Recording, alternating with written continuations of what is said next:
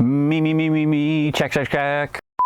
What's up, aviation enthusiasts? Today we're taking a look at the Rotorway, which is the cheapest two-seat helicopter you can get in the entire world. And to me, for a helicopter to be kind of practical, it has to have two seats, which means this really is the cheapest practical helicopter you can own. And you can get them all day for around $50,000 used. And on top of it, they don't even require a full helicopter license. And if you're new here and you don't know me, my name's Cameron Cooper.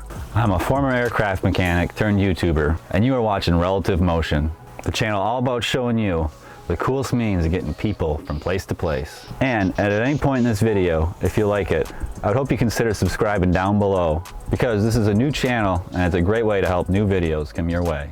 Here we go.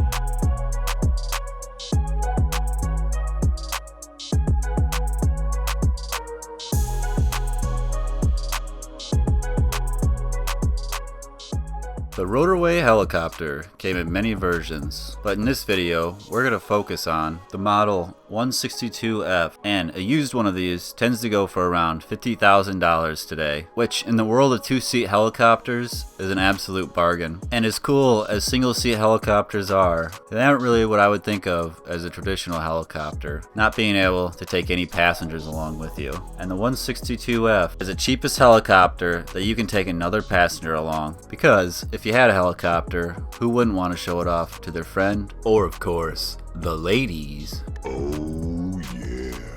I truly do believe this helicopter isn't going to be any more money than other sort of toys or even some vehicles, because obviously sports cars and motor vehicles get way more expensive than $50,000. And while including all cars, the about average price of running a car is about $50 an hour. And this helicopter, as best as I can estimate, I think it's really not going to be much more than $100 an hour. And you can really start saving money if you were able to do your own maintenance on it. The only difference to be aware of here is that you would need a light sport helicopter license, best as I know, to operate this helicopter. Luckily though, this license is not as much as a regular helicopter license, where a helicopter license might be between $10,000 to $15,000. You might be able to get a light sport license somewhere between $4,000 to $6,000. If you did though want to get a regular helicopter license, I definitely don't think that would be a bad idea, since there's no replacement for experience in aviation. And the cool part of this helicopter still being fairly small and lightweight is it's going to have one of the smallest rotor washes of any helicopter. And if you're not familiar with what a rotor wash is, it's basically the large volume of air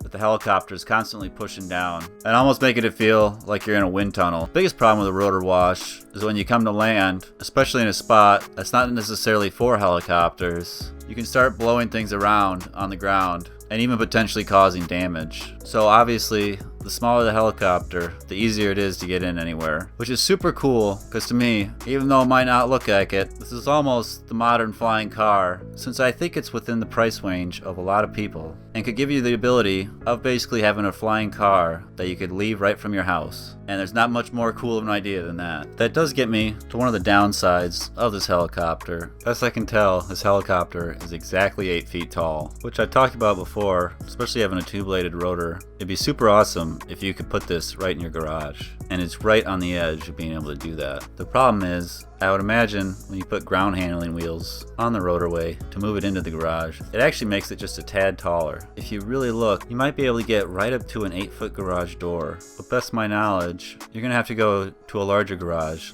like something that would be used to store an RV in. And while this is certainly feasible, the biggest downside obviously to this is the cost. So I'm not saying you could, but you might be able to jerry-rig an 8-foot tall garage door to have a small cutout in one spot along the door, where you might be able to slip the rotor through if you're really determined to fit this in a regular garage. The other biggest downside of this helicopter is the unfortunate range this has of only 180 miles. And while this is certainly a fairly usable range for what this is intended for, having an endurance of 2 hours with that fuel, I just think it's unfortunate it couldn't carry more if you wanted the option since I do think this helicopter is certainly capable of carrying the weight. I would imagine it could almost carry twice the fuel easily that the tanks have already, which at that point you might not be able to fit 2 people. But that's the reason I like having bigger tanks, is just so you have more options. So you could potentially strap in these small bladder tanks that they make to extend the range of helicopters. They're usually made for Robinsons, like R44s or R22s, and they'll sit right where one of your occupants normally would. And then it's hooked into the aircraft fuel system. It's just a little more inconvenient of an option than having the fuel tanks already built in. The Rotorway company is pretty legendary, especially in the world of kit helicopters. And while it's not a large world, obviously, they have the reputation of being the first company to produce a kit helicopter. They created the prototype of the Rotorway in 1961, and it was called the Javelin. In 1967, they started selling the Rotorway as the Rotorway Scorpion, and like I said, this was the first kit helicopter on the market. During the 70s, they continued to make more improvements, and in 71, they named the new helicopter the very original Scorpion 2. And then, in 74, they produced the last Scorpions with 2 strokes, and went to a 4-stroke engine that they actually make in-house at Rotorway, and is called the RW133. And while I was a little hesitant on this engine to start, it's come around on me a little bit, and actually seems like it could be a potentially decent engine for a little helicopter. It's equipped with electronic FADEC controls instead of having mechanical fuel control, which is something you typically don't find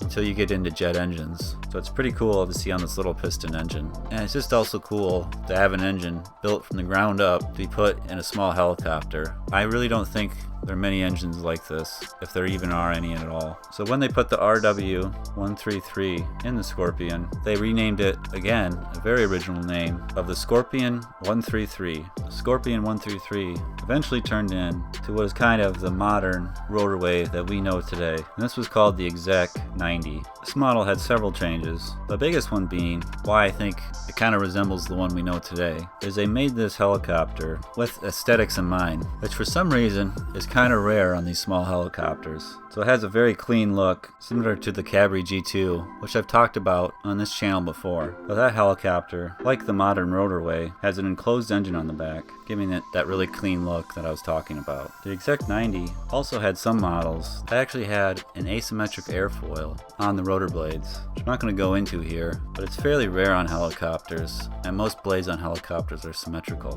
where an asymmetrical rotor blade is designed more like a wing on an airplane, with a large curve in it. If you do have an interest in learning about asymmetric rotor blades, leave a comment down below, and if there's enough interest, I'll consider doing a video on that down the road. The Exec 90 finally turned in to the Executive 162F, which is the one we've been focusing on in this video, because it's the one you can find currently available today for around $50,000. However, you could find an Exec 90 or one of the earlier Rotorways. It wouldn't necessarily be a bad helicopter, but I'd be careful what you're getting into and would hope you get a good deal on it, which is maybe one of the problems with the Rotorway in general, is you should be aware it's important to really give a good look over the aircraft you're purchasing when you're purchasing a kit aircraft that's been assembled, because you have no idea who built it. And I'm not here to say people don't build kit aircraft well. Sometimes they can do it better than a factory. It just depends on how much care they put into it. So make sure you give it a good look over. The modern Rotorway, if you went to buy a kit now, if you don't want to get a used one, and maybe you want to build one yourself because you don't trust the person before you, unfortunately, they don't sell the 162F anymore,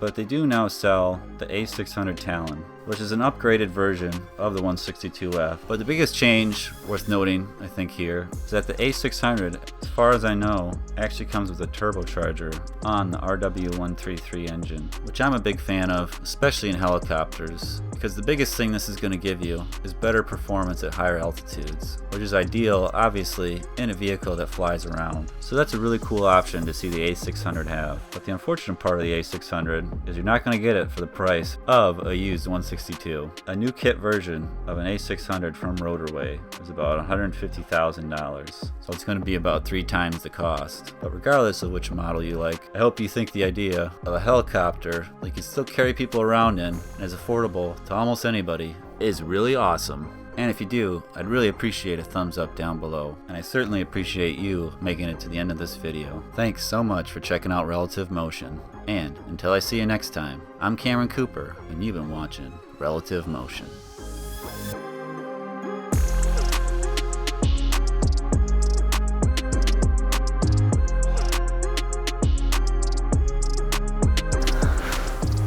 Holy smokes, you made it to the end of this video.